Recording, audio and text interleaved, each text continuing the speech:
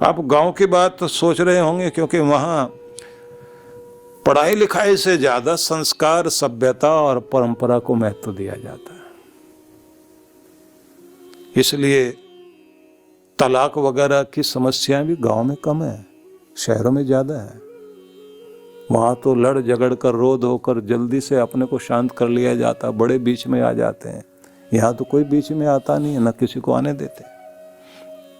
तो फिर मैं आपको वहीं लेकर जा रहा हूं कि आदमी प्रेम से, संबंधों से अपनी जिंदगी जीता है और एक दूसरे के लिए हम लोग जीवन जीते हैं। लेकिन इस सब में ये बात ध्यान रखने की बात है कि कोई भी चीज मिलेगी, बिछड़ेगी, दुनिया में चीजें आएंगी जाएंगी, लेकिन जीने की इच्छा कभी खत्म नहीं होनी चाहिए। आखिर तक जूझिए। ठीक है, रास्ता नहीं दिखाई देगा। ये जीवन इसी तरह का है जैसे जंगल का रास्ता होता है ना। चले तो जा रहे हो, लेकिन आगे झाड़ियां, झाड़ झंकाड़ है और बताया जा रहा कि रास्ता यहीं कहीं है। लेकिन जैसे आप आगे बढ़ते हैं तो झाड़ियों के बीच में दिखाई देता रास्ता वहां है। बस आपने उन झाड़ियों को हटा करके या खुद को बचा करके वहां से आगे निकलना है। दिखाई नहीं देगा आगे, भविष्य का रास्ता किसी को नहीं दिखाई देता, लेकिन चलते रहने से दिखाई जरूर देता है। इसलिए जारी रखिए यात्रा। अपने चलते रहने को कभी भी रोकना नहीं चाहिए। चल करके ही आप रास्ते में पहुंच सकते हैं, आगे बढ़ सकते हैं। और जैसे कहा जाता ना कि अंधेरे में जा रहा हो आदमी तो हाथ में टॉर्च हो तो 10-20 फुट का दिखाई देता है उसे, लेकिन ऐसे देखते देखते ही 100 किलोमीटर की यात्रा पूरी हो जाती है। 100 किलोमीटर किसी को भी एक साथ नहीं दिखाई देता। इसलिए सबसे पहली तो बात मैं ये कहूँगा कि कुछ भी हो जाए, जीवन जीने की प्रबल भावना बनाए रखनी चाहिए। बहुत बड़े सपने देखेंगे और हकीकत की दुनिया में जिएंगे नहीं। जब सपने टूटेंगे, जमीन पर आकर गिरेगा, आदमी डिप्रेशन का शिकार बनेगा।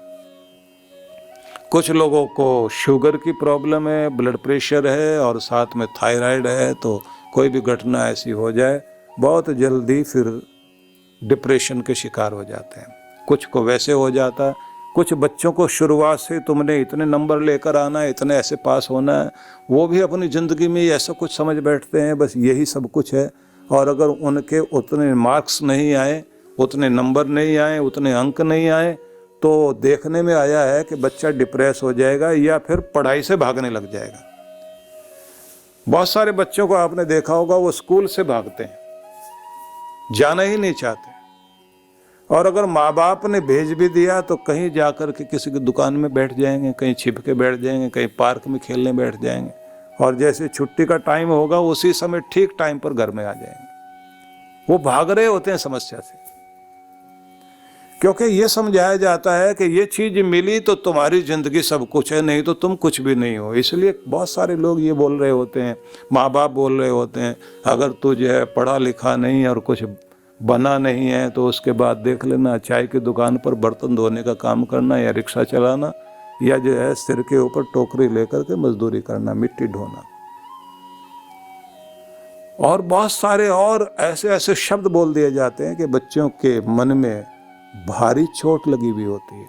जैसे उनको जो है वो सफलता नहीं मिले, या वो बीच में एग्जाम्स के टाइम में ही उन्हें घबराहट होने लग जाती है, अगर फेल हो गया तो फिर क्या होगा मेरा।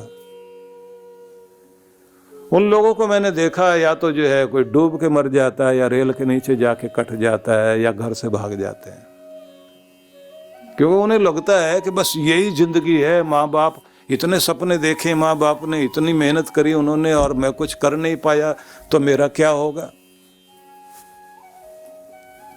दुनिया के बहुत सारे महत्वपूर्ण लोग हुए हैं जो अपनी ज्यादा अच्छी पढ़ाई नहीं कर पाए हैं, बीच में पढ़ाई छूट गई है, लेकिन अपना कोई बिजनेस किया या कोई दूसरा काम किया या फिर से कुछ तीसरी तरह की चीजें की और वो सफल हुए। मैंने सुना है कि एक व्यक्ति थे जो अपने स्कूल में गए, छोटे से बच्चे थे जब, तो उनको टीचर ने जो है देखा कि ये बच्चा जो है ठीक से चल नहीं पा रहा क्लास में, कोशिश की, देखा तो बच्चे के अंदर उस तरह का टैलेंट नहीं जैसा वो टीचर देख रही थी। उसने एक लेटर लिखा और लिखा कि ये बच्चा इस स्कूल में पढ़ने लायक नहीं है, कृपया इसको आप अपने घर में ही पढ़ाइए, इस स्कूल लायक तो ये नहीं है। एक लेटर लिख करके और लिफाफे में बंद करके बच्चे को दिया और कहा जाओ अपनी माँ को दे देना। अब बच्चा उस लेटर को लेकर गया और माँ को दिया। माँ ने उसको पढ़ा, पढ़ने के बाद लिफाफा बंद करके रख दिया। अब बच्चा पूछता है माँ इसमें क्या लिखा है? कि इसमें लिखा है कि तेरा बच्चा बहुत लायक है, बहुत बुद्धिमान है, इसको तुम घर में रह करके यहाँ इसकी डेवलपमेंट पर और इसे और बढ़ाने पर ध्यान दीजिए, क्योंकि हमारे बच्चों में उतना टैलेंट नहीं जितना इसमें है। तो मैं चाहती हूँ कि टीचर ने लिखा कि ये बच्चा आगे तरक्की करे, आप इस पर ज़्यादा ध्यान दें। और माँ ने उसे पढ़ाना शुरू किया, उसकी अलग तरह से व्यवस्था की।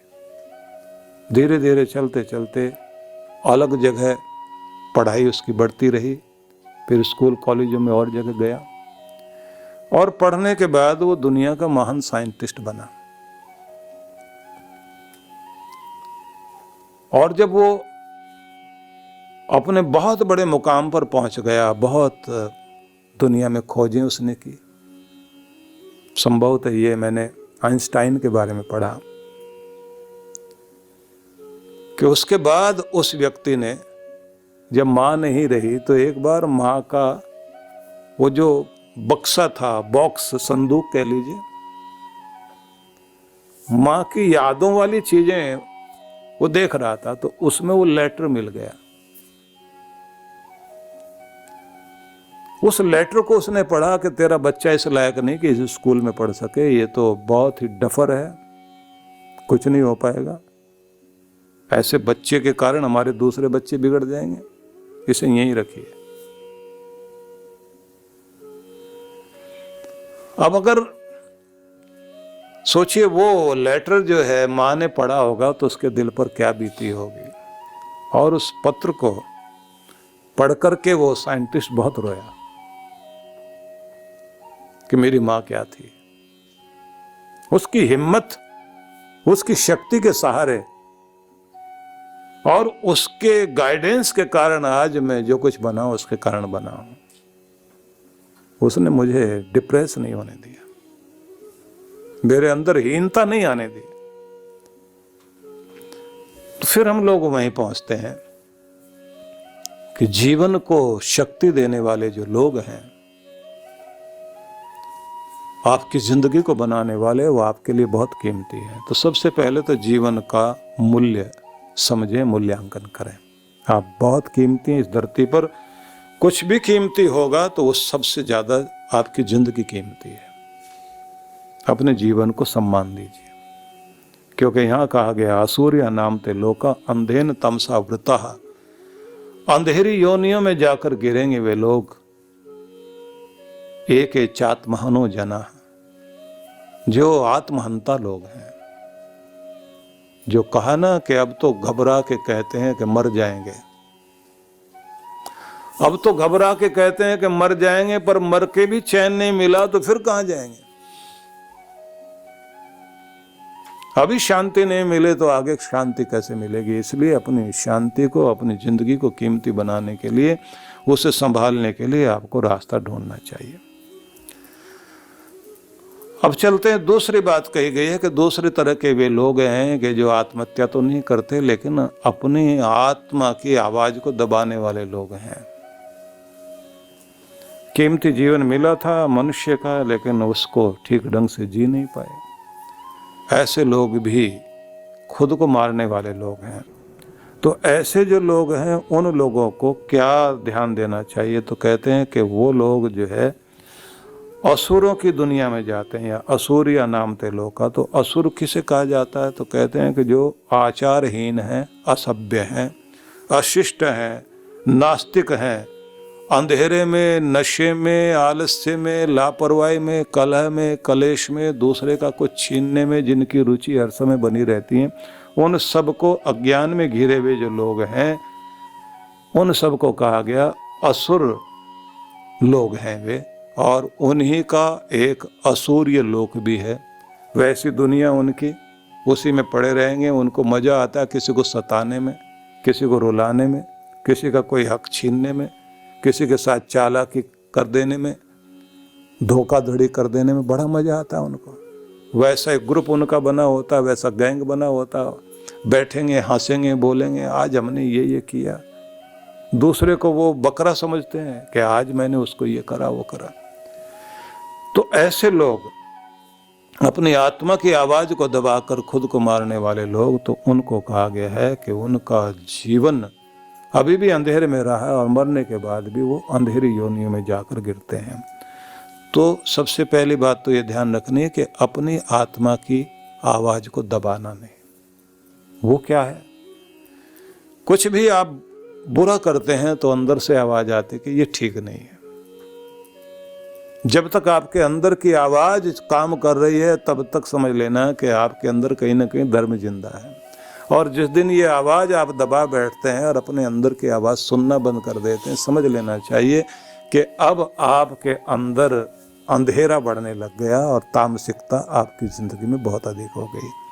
और उससे ज़्यादा दस्यु वाला रूप तब हो जाता है जब व्यक्ति जो है वो शर्म लिहाज छोड़ बैठे और बड़ों का सबके सामने अपमान करे। और फिर वो लोग जो हैं, जो आपने देखा है कि बसों के अंदर सब लोग बैठे हुए हैं, वहीं हरकत करेंगे, लड़ने मरने को तैयार हो जाएंगे, गंदी हरकतें उनकी जारी रहती हैं और उसके बाद भी शर्म नहीं होती बिल्कुल भी। उनके सामने तो जैसे पशु जो है डंडों से ठीक किए जाते हैं, डंडे से चलाए जाते हैं, तो ऐसे लोग डंडे से ही ठीक रहते हैं।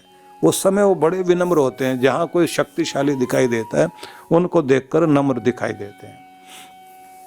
तो निवेदन ये है कि हमें अपनी आत्मा की आवाज़ को दबाना नहीं चाहिए। तो आत्मा को जो भूल बैठे, क्षुद्र जीवन जीते रहे, आध्यात्मिक जीवन से रहित रहे, आलोक विहीन जीवन जिन्होंने जिया, तो ऐसे लोगों को भी कहा जाता है कि वह आत्महन लोग हैं, आत्मा को अपनी उसकी आवाज़ को दबा रहे हैं। तो दो तरह के लोग हैं इस दुनिया में। एक को कहेंगे आत्महंता लोग, दूसरों को कहेंगे आत्मविज्ञाता लोग, आत्मा को जानने वाले लोग, स्वयं को जानने वाले लोग, जो अपने को जाने बिना इस दुनिया से चले गए। हम कौन हैं, हम क्या हैं, हम किस लिए हैं, दुनिया में क्यों आए हैं, जिंदगी क्यों दी गई थी, जीवन का प्रयोजन क्या था, इसको जिसने समझ लिया और उस तरह से जीवन जिया तो वो जीवन कीमती माना जाता है। और जो ये सब को नहीं समझ पाया, अज्ञान में ही जीता रहा, दूसरों को परपीड़ा देने में ही जिसको आनंद मिलता रहा, ऐसा व्यक्ति जो अज्ञान से भरा हुआ था, तो ऐसा व्यक्ति स्वयं को भी पीड़ा दे रहा है। क्योंकि जहां वो पहुंच सकता था नहीं पहुंच पाया। एक शॉर्टकट जिंदगी जीते जीते अपने आप को बहुत नीचे लेके चला गया। तो हमें ये बात ध्यान रखनी चाहिए कि सबसे पहले तो खुद को जानना, खुद के स्वभाव को जानना, हम कौन, हम क्या, हम किस लिए, हम कहाँ से आए, कहाँ हैं, कहाँ हमें जाना, जिंदगी का लक्ष्य क्या है, ये जो प्रश्न है इनका उत्तर खोजना चाहिए। तो जानना चाहिए हम कौन, मतलब ये शरीर ही हम नहीं है, इसके अंदर रहने वाली जो आत्मा है वो हम हैं। शरीर का भोजन हमने ढूंढा, शरीर का इंतजाम हमने किया, लेकिन अपनी आत्मा के लिए कुछ भी नहीं कर पाए। फिर ये भी ध्यान रखना, इस दुनिया में सुख दुख भोग रहे हैं अपने कर्मों के कारण, क्योंकि जब भी व्यक्ति शरीर छोड़ेगा तो उसके साथ में उसके अच्छे बुरे कर्म चलेंगे और वही भाग्य बनेंगे या दुर्भाग्य बनेंगे। आगे फिर वही आंसू लेकर आएंगे या मुस्कान लेकर आएंगे। तो इसलिए जिसने खुद को जान लिया तो वह पूरी कोशिश करेगा कि अब भी आनंद में जीना और आगे भी। तो उसके लिए क्या करना चाहिए? तो इसके लिए एक चीज है जो बड़ी महत्वपूर्ण है, जिस पर मैं आपका ध्यान दिलाऊंगा। एक तो अपने आप को इस यूनिवर्स से कनेक्ट करने के लिए हर दिन थोड़ी देर शांत होकर आंखें बंद करके ध्यान में बैठना चाहिए, और फिर पूरे यूनिवर्स का जो स्वामी है और उसकी जो एनर्जी चारों तरफ बह रही है उसके साथ स्वयं को कनेक्ट करें। तीसरी चीज होती है कि खुद को भी जानें और आत्मविश्लेषण करें। मेरी आदत क्या, मेरा व्यवहार क्या है, इस दुनिया में मेरा लक्ष्य क्या है और परलोक का मेरा लक्ष्य क्या है, इस सब को ध्यान में रख करके जिन लोगों के पास स्पष्ट गोल होता है वो जिंदगी में सफल होते हैं। ज़्यादातर लोगों के पास, अमेरिका में एक सर्वे हुआ जिसमें ये बात आई कि अपना एम, अपना टारगेट, अपना गोल, अपना उद्देश्य, अपना लक्ष्य समझने वाले जो लोग हैं वो कितने होंगे।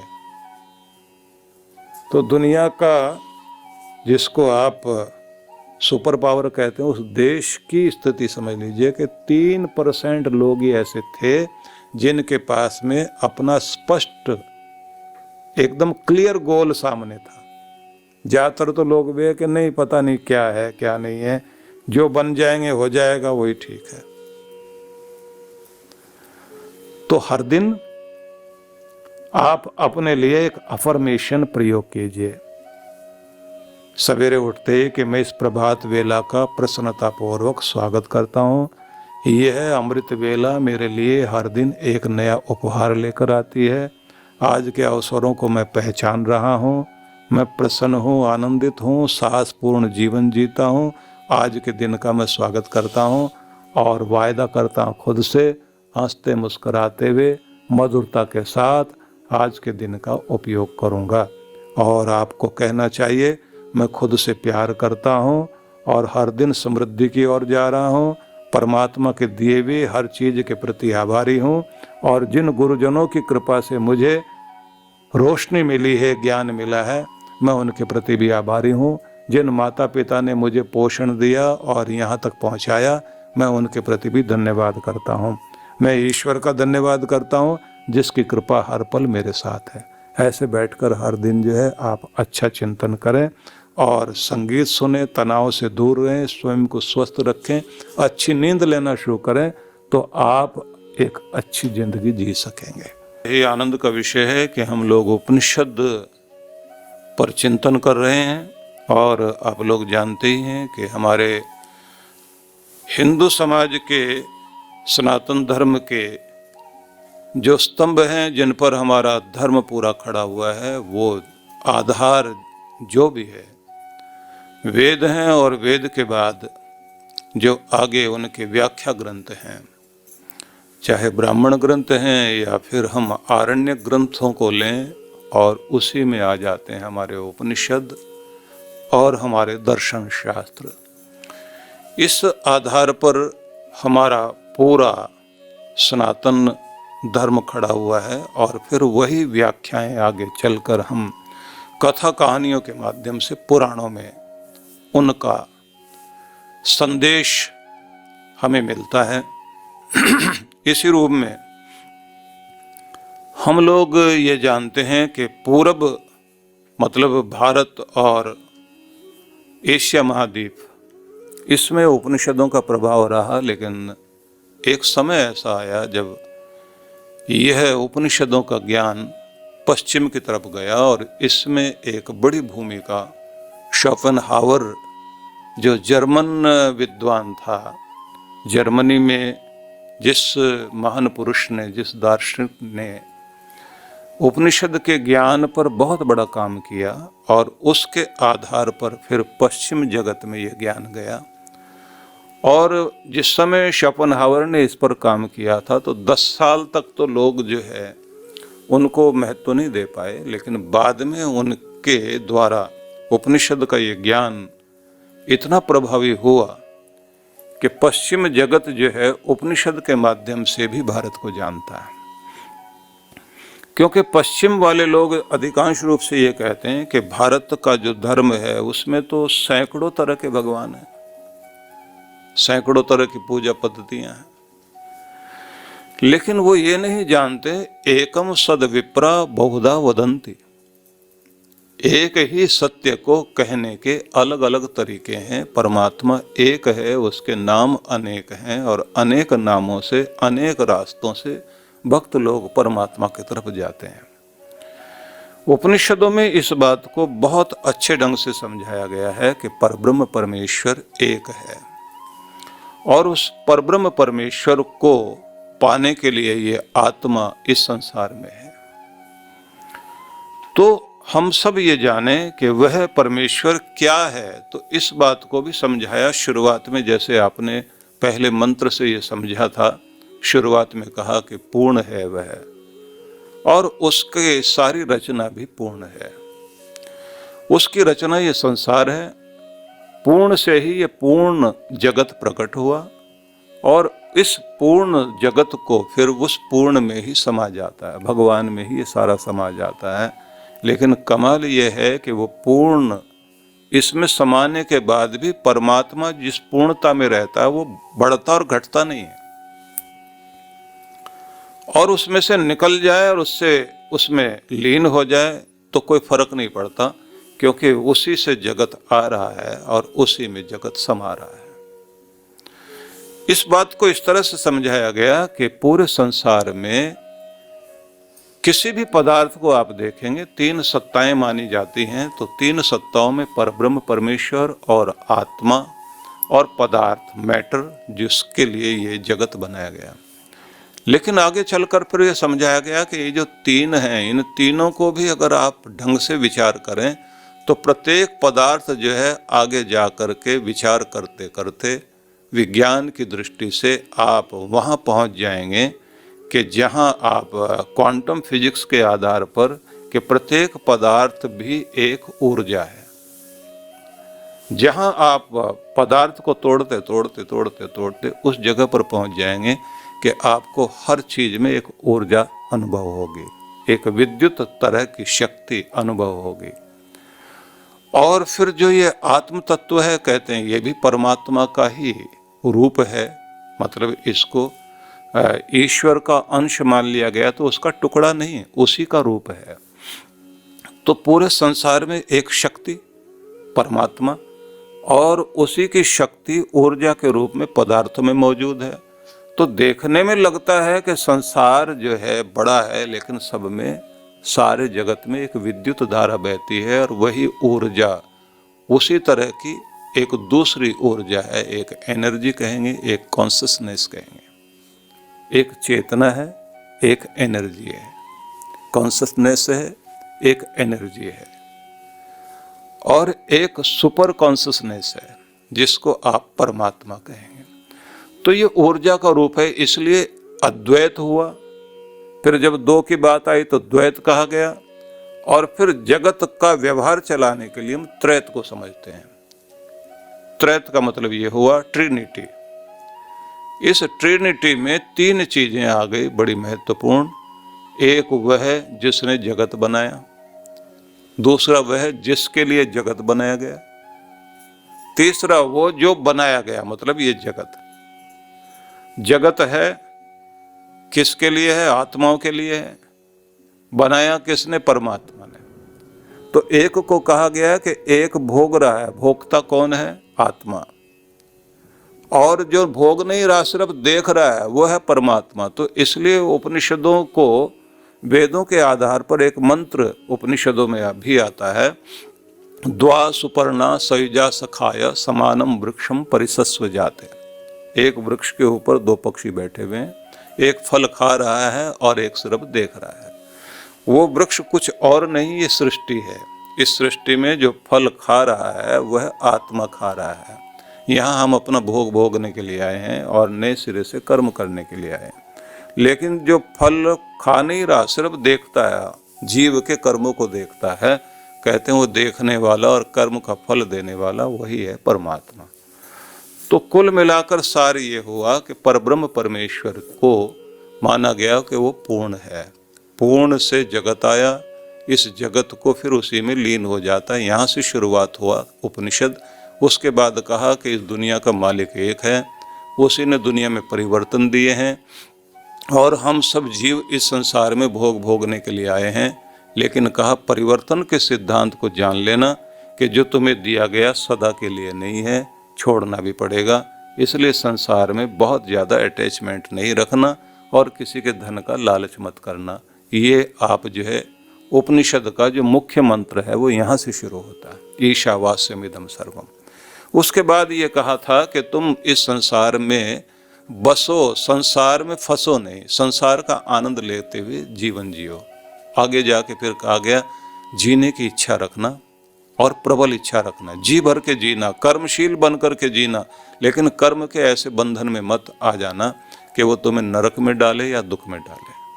ये समझाने के बाद आगे फिर कहा गया है कि जो लोग अपनी आत्मा की आवाज़ को सुनते रहते हैं उनके कर्म ठीक रहते हैं, और जिनको अपनी आत्मा की आवाज़ ठीक नहीं सुनाई देती है, जो अपनी आत्मा के विपरीत कर्म करते हैं, तो फिर वो असुर बन जाते हैं, मनमानी करके जीवन जीते हैं। ऐसे लोग अपने जीवन की हत्या कर रहे होते हैं। और कुछ लोग वो होते हैं जो संसार के मक्कड़ जाल में फंस करके डिप्रेशन में जा कर के या कोई भी ऐसी स्थिति में जाकर शरीर का नाश कर लेते हैं, आत्महत्या कर लेते हैं। तो उनकी भी गति जो है अंधेरे में पड़ने वाली कीड़े मकोड़ों की जिंदगी होती है। और जिन लोगों ने अपने जीवन का भी सही उपयोग नहीं किया वो भी अंधेरे में जी रहे हैं। ये समझाने के बाद आगे फिर कहा कि अब तुम फिर समझो उस परमात्मा को जिसने ये दुनिया बनाई, तो वो क्या है। तो आगे कहा गया अनेज देकम मनसो जवियो नैन देवा आपनुवन पूर्वमर्षत तद्धावतो अन्यान तेति तिष्ठत अस्मिन् नपो मातृश्वा दधाति। वो कहते हैं कि वो लगता है कि चल रहा है, गतिशील है, लेकिन है नहीं। परमात्मा अचल है। तो अचल है तो मतलब एक जगह बैठा हुआ नहीं है, सब जगह एक जैसा है। अनेज देकम, उसमें किसी तरह की वाइब्रेशन नहीं है, मतलब वो गतिशील नहीं है, लेकिन गति दे रहा है। उसके कारण पूरे संसार में गति है, सब जगह वो गति दे रहा है। नैनत देवा आपनुवन पूर्वमर्षद। इसको ये हमारी इंद्रियां, हम अपने मन से, अपनी इंद्रियों से उसको नहीं पकड़ सकते, देख नहीं सकते। पूर्वमर्षद हर जगह वह है, पहले से मौजूद है। तद्धाव तो अन्यान तेति, दौड़तो हो को भी वो पार कर जाता है, क्योंकि तुम्हारी दौड़ कहाँ तक है, जहां तक भी दौड़ के जाओगे वहां पहले से मौजूद है। तिष्ठत अस्मिन् नपो मातृश्वा दधाति। जिस तरह से वायु जो है वो जल को लेकर के जाता है, वायु हल्का है, हवा हल्की होने के बाद भी भारी चीज को उठाकर ले जा रही है, बादलों को लेकर के जा रही है, घुमा रही है। ऐसे ही वो सूक्ष्म से सूक्ष्म भी है, लेकिन इस पूरे जगत को चला रहा, उठा रहा, दौड़ा रहा है। लेकिन हवा तो फिर भी चलती नजर आती, वो तो चलता भी नहीं है। आगे फिर मंत्र में कहा गया तदेजति तन्नेजति तद्दूरे तद्वंतिके। वो दूर भी है, नजदीक भी है। तदंतरस्य सर्वस्य तदु अस्य सर्वस्य बाह्यत। वही सबके बाहर है, वही सबके अंदर है। लगता है कि चलता है, लेकिन चलता नहीं है। तद्दूरे, वो लगता है बहुत दूर है। तद्वंतिके, वो लगता है बहुत नजदीक है। का नजदीक कैसे है? तो समझाया गया कि तुम्हारे आत्मा में ही तुम्हारा परमात्मा मौजूद है, इससे बढ़कर के नजदीकी क्या होगी। और दूर क्यों है? क्योंकि तुम्हारी इंद्रियां उसे पकड़ नहीं सकती। आंखें देख नहीं सकती, हाथ पकड़ नहीं सकते, नाक सूंघ नहीं सकता, जिह्वा चख नहीं सकती, क्योंकि तुम्हारे पास दुनिया को देखने के, पकड़ने के, जानने के यही तो साधन है। आंखों से ही तो देखने की कोशिश करोगे कि इस तरह से पकड़ में नहीं आता। फिर कैसे आता है? तो कहते हैं बस तुम अपनी आत्मा में ही उसको देख सकते हो, क्योंकि बाहर भी वही है, अंदर भी वही है। तो इसलिए वहां मिलो जहां वो है। तुम बाहर ढूंढने के लिए जा रहे हो। गीता में भगवान श्री कृष्ण ने इसी को एक अलग अंदाज में समझाया। उन्होंने कहा कि अगर तुम बाह्य जगत में दौड़ लगा रहे हो तो फिर परमात्मा की विभूति देखना शुरू करो, उसका ऐश्वर्य देखना शुरू करो। किसी खास चीज को देखते ही जहां अल्टीमेट कोई चीज दिखाई देती है, ऊंचाई की सबसे बड़ी ऊंचाई दिखाई दे रही है, हिमालय सबसे ऊंचा दिखाई दे, उस चोटी को देखने के बाद कहना कि इसको देखने के बाद समझ में आता है इतनी ऊंचाई तक ले जाकर बनाने वाली शक्ति। और जब तुम्हें जो है समुद्र दिखाई दे और गहरी खाइयां दिखाई दें, तो सबसे ज्यादा गहरी चीज को देखने के बाद तुम्हें समझ में आएगा कि ये भी परमात्मा की विभूति। एक तरफ तो इतना ऊंचा बनाता, दूसरी तरफ इतना नीचा बनाता है। जब किसी सुंदर फूल को खिला हुआ देखो, छोटे फूल को देखो या बड़े को देखो, उसकी सुगंध को देखते तुम्हें जब उसकी अनुभूति हो कि ये संसार में होता कैसे है। आपकी सेंट की शीशी, इत्र की शीशी खुली रह जाए तो सारा इत्र उड़ जाएगा हवा में। और परमात्मा के तो फूल सबकी जो है वो ढक्कन खुला हुआ है, सुगंध बह रही है। आखिर में समझ में आएगा कि इतने छोटे छोटे फूलों को बनाने वाला और बड़े बड़े फूलों को बनाने वाला, तरह तरह के रंग रंगने वाले कोई शक्ति तो है कि बस वहां तुम्हारी आंखें बंद हो जाएगी कि प्रभु मैं तुझे महसूस कर रहा हूं। और जैसे आंखें बंद हो जाए तो फिर तुम अपने भीतर चले जाना, जहां वही जो इन फूलों को चमका रहा है, सुंदर बना रहा है, तारों में, सूरज में जो अपना प्रकाश दे रहा है, वही तुम्हारे अंदर बैठा हुआ है। वहीं उसका ध्यान करते हुए खो जाना, क्योंकि जब तुम बाहर देखते हो तो दूर नजर आता है, जब अंदर देखते हो तो नजदीक नजर आता है। उससे बढ़कर नजदीक कोई है ही नहीं। ये समझाने के बाद में कहा, यस्तु सर्वाणि भूतानि आत्मन्येवानुपश्यति। सभी प्राणी मात्र में जो उस परमात्मा को देखने लग जाता है, सर्वभूतेषु चात्मानं ततो न विजुगुप्सते, फिर वह सभी प्राणियों में अपनी आत्मा को देखते हुए, मतलब अपने जैसी सब आत्माओं को देखने के बाद उसे फिर किसी से घृणा नहीं रहती, फिर उसको दुनिया से प्यार जागने लग जाता है।